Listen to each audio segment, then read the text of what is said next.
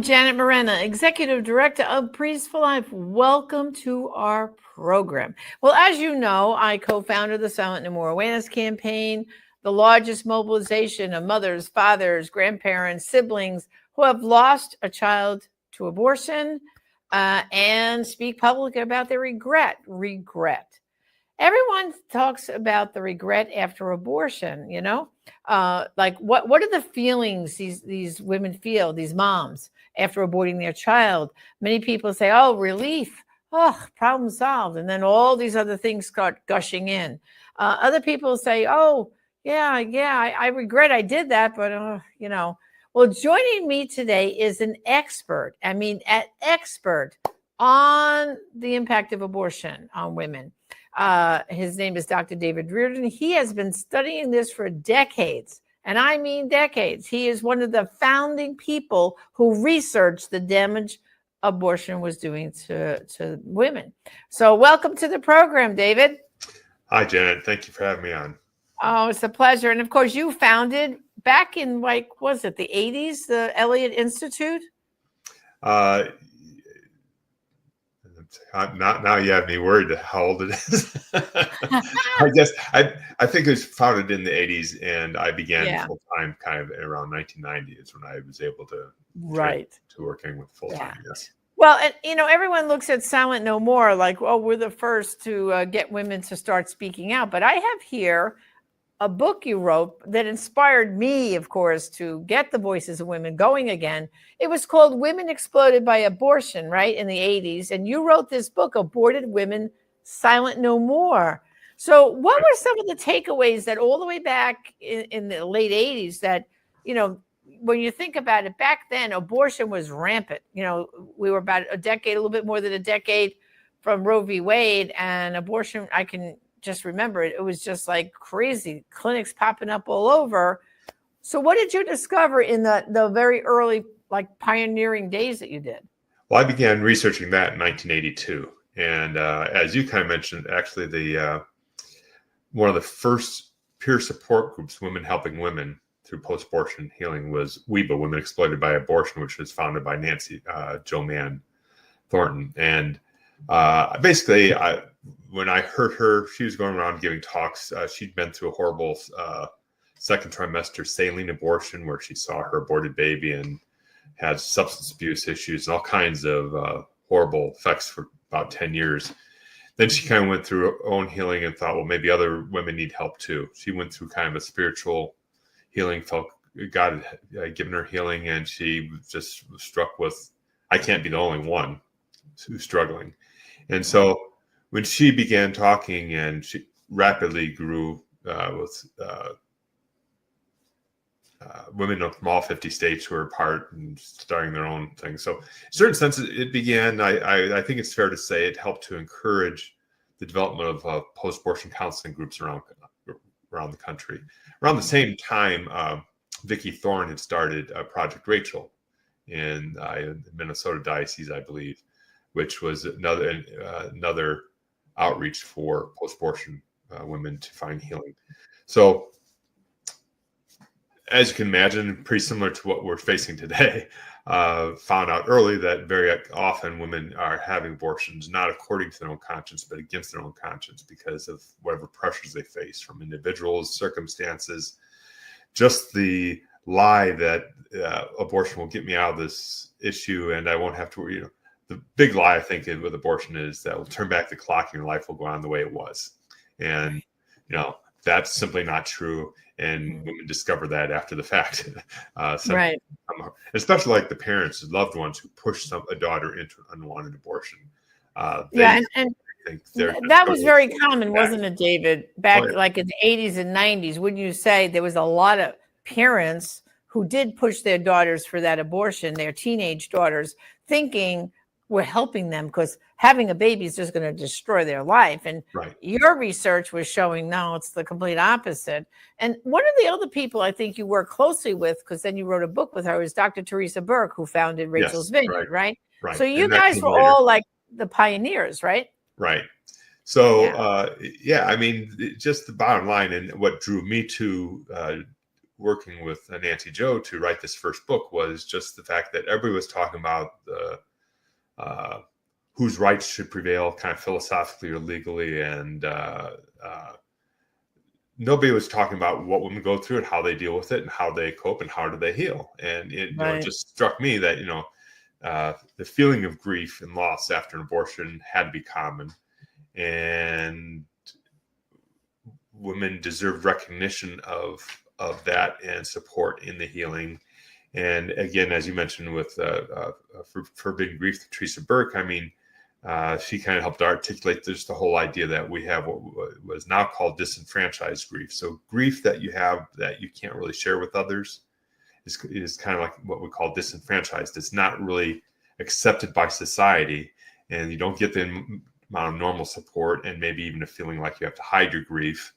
And so this is very common for women who've had abortions, is that the grief they're experiencing is not giving social support, and even they themselves don't know how to deal with, because they kind of feel, well, I deserve this, but how do I get through it? Or some feel like they shouldn't get through it. They need to hang on to their grief because that's what they owe to their aborted child. They hang on to the guilt. There's sometimes a hesitancy to even participate in post-abortion healing programs because, well, I deserve to feel this bad. It's a very complex, very difficult situation, obviously, for both women and men. Most of my focus has been on women because, it's a focus of research, because politically, that's only people care about. They don't care about men suffering from grief after abortion. Quite honestly, I mean, just society and certainly the politics of abortion is about women's rights, and men are totally shoved aside. And if they feel bad about it, the feminists don't care at all. Well, and when you think about it, David, if a mother loses a born child, a born baby, right, from crib death or something, that grief everyone acknowledges, right? They'll be a wake, there'll be a funeral, then everybody will be embracing that mother and help her through her grief period. But I think that's why when a woman has had an abortion and the grief she starts to feel, people look at her as if to say, well, first of all, she's not going to tell anyone her grief. Right. I was going to say, what you were just describing. But also, too, they'll say, well, you decided to do it. So, what's the big deal here? But grief is real. And we know that because of you and I have been at this for a while together, in decades. But just recently, you did a new research project, right, where you examined which is stronger, the feeling of, like we get with the Silent No More campaign, the regret. Oh, I regret that I had that abortion. I regret doing that. And which is stronger, the feeling of regret or grief? Tell us about this brand new research you've done. Well, for this study, we basically gave a sliding scale to women and asked them to rate how much do you feel these various emotions, and we listed like 20 some emotions. So grief, guilt, regret, empowerment, relief, all those things were on the scale. So we allowed them to rate their own intensity of their own reactions, and guilt and grief were their top two. Relief. So another thing that we did, important part of the study, is we asked women to describe, put themselves into one or four buckets of what your abortion decision was. So the first bucket was my abortion decision was freely chosen and consistent with my values and preferences. Second bucket was it was accepted but inconsistent with my values and preferences. So in other words, there's pressure. I didn't want to do this, but I accepted it was a necessity given whatever situation I was in. The third bucket was that the abortion was unwanted and contrary to my values and preferences, which again reflects more pressure from other people or circumstances, like I really don't want to do it. And it was, a very clear awareness that was contrary to values and preferences. Right. And the fourth bucket was coerced and contrary to my values and preferences. So we had about 10% of women describe their abortions as coerced. So, I mean, and as you know, Jan, there's countless stories of women being threatened, the levels of coercion, and then the other, another 14% said it was unwanted and contrary to preferences. And then another 45% said it was accepted but inconsistent with values and preferences. So those three groups there kind of represent a spectrum of pressures, circumstances where people are feeling like, this isn't what I want to do, but, it's the only thing I can do. And I think that's very important because, as you know, like from the Turnaway study, they tried to publish a claim that, most women believe they made the right decision. Right.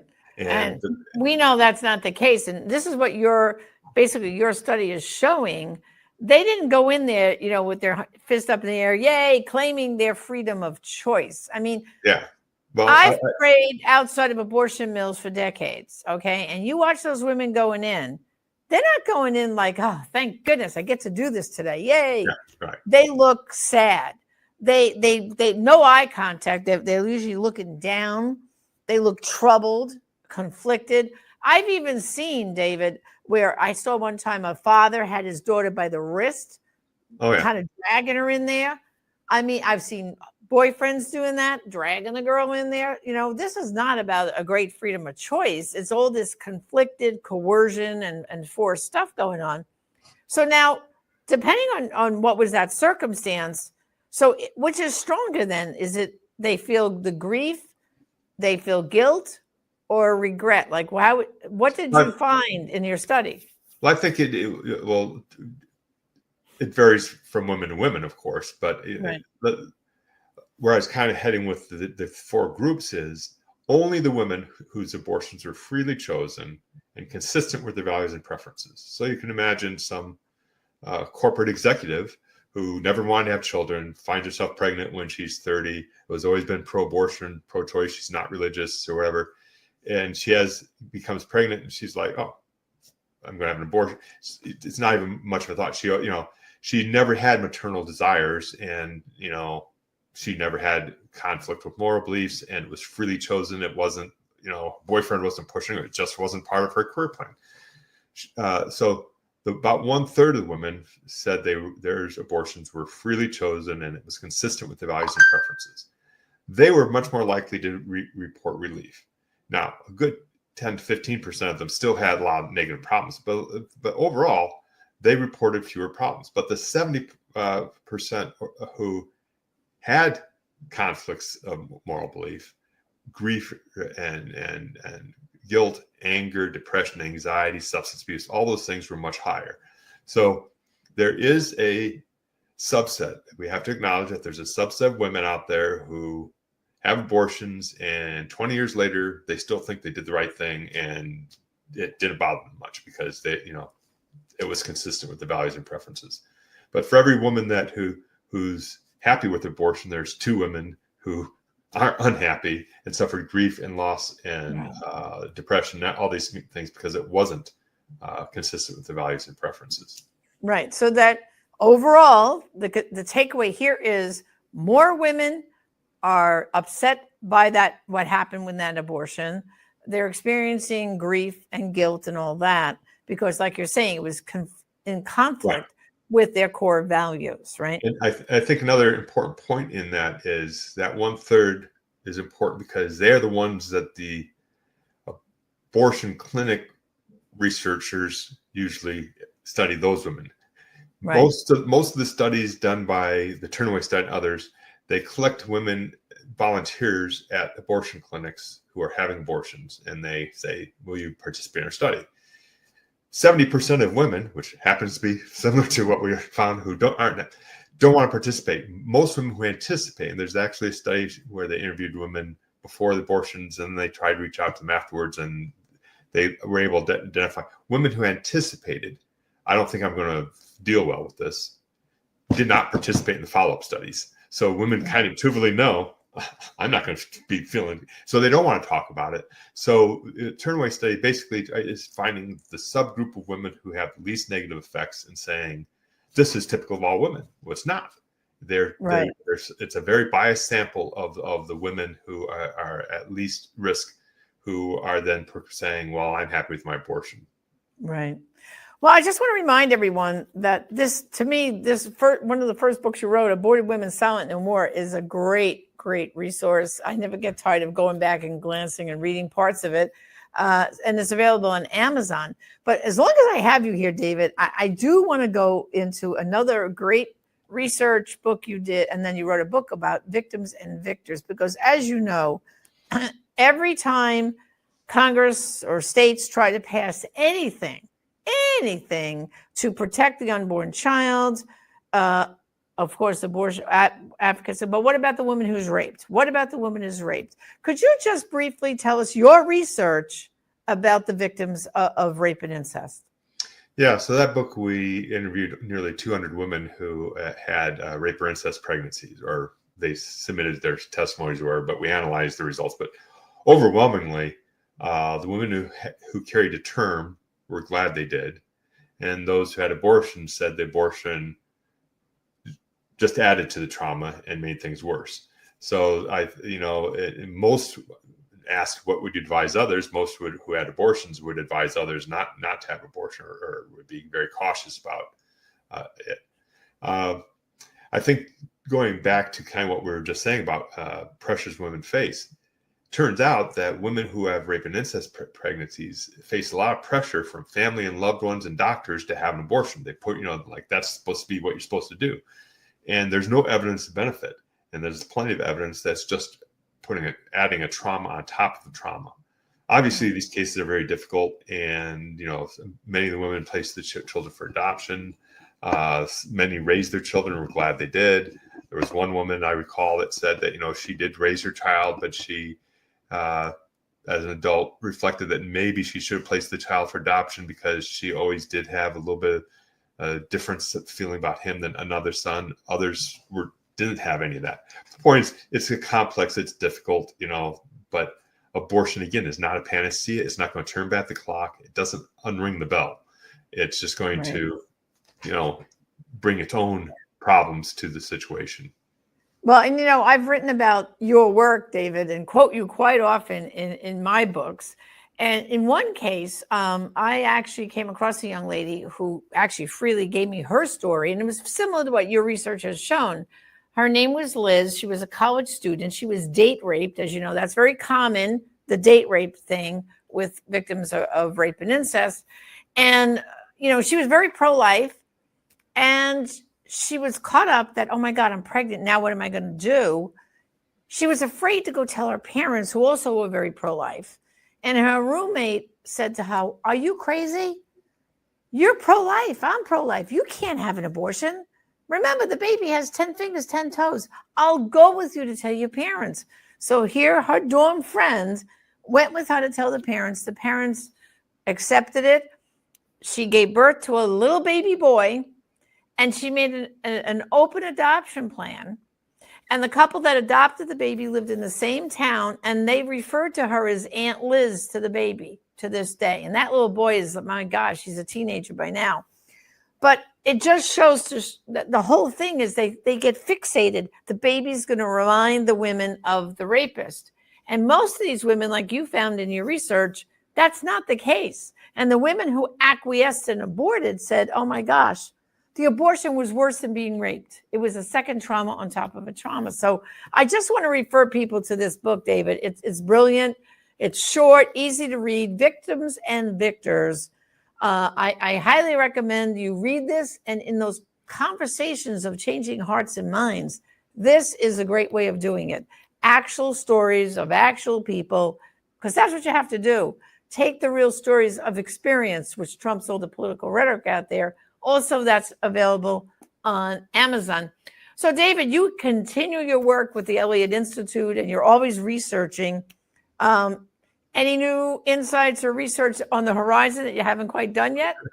Well, we're always working on stuff. So, we've just published a study about suicidality, showing higher risk of suicide following abortion compared to women. Now, also the grief. Interesting, we have another study looking at the grief where we're comparing grief of abortion to grief of miscarriage. And again, found that the women who in the coerced category have even more intense grief than women who had natural miscarriage. whereas the natural miscarriage grief is very similar for the women in the accepted and the unwanted abortion group. So there's similarities, as you can imagine, between miscarriage and abortion grief, but some distinct differences. Obviously, there's more sense of shame associated with a abortion loss. Well, sure, because the mother who's had the miscarriage, she wants this baby, and nothing that she did wrong made this happen. It just happened. The other thing I find, though, David, with miscarriage is, people are so insensitive. The things they say to women who have had a miscarriage is things like, oh, well, nature took its course. It's for the best. It's almost like they're not allowing that woman who's lost that baby to miscarriage to have real grief. Right. Well, I think that goes back to kind of what you said before. You gave the example before of somebody who loses a newborn baby or a neonatal death. There's much more social support for that than for a miscarriage or an abortion. Right. In both cases, until society has seen the baby, it doesn't really great. So both for miscarriage and abortion, this disenfranchisement takes place where you're not getting the social support. Like you say, where people not, I'd like to say, like you said, the person who says, well, you can have another baby someday or whatever, that's intended to be helpful, but it can be hurtful because it's really not acknowledging the grief I have right now. Exactly. And that's the problem that the women who have abortions have always had is, if they are feeling the grief, they feel a need to hide it because the people will ask, and then I don't want to talk it, and maybe I'll get judged. So they're afraid to talk to a pro-lifer because they're afraid of judgment. So talk to a pro-life parent or sister or cousin or friend. You're afraid to admit I went through an abortion because I'm afraid they're going to judge me. Right. And so that's why pro-lifers have to wear our compassion on our sleeve. I've always said, we have to always assume that somebody we know, love, or somebody at work has had an abortion in their past. Just assume there's an abortion in everybody's past, and they may be hesitant. And we always need to be talking in a way that expresses we understand the pressures women face to have abortions. We don't throw stones at them. Our being pro-life doesn't mean that we're judgmental. It means that actually we want people to find healing if they've suffered that loss. And that's right. So we need to enact. In fact, our pro-lifeness is why we can understand the grief and why we understand it is a real loss. And so we have to create a more healing environment so people feel safe to grieve and accept our support. Well, and that's the process, of course, that happens that Dr. Teresa Burke developed for all those reasons on the Rachel's Vineyard Retreat, because that's what they do. They tell their stories. They go through that grief process. If God puts a name on their heart, they get a chance to name their baby. And then they have a memorial service at the last day of the retreat.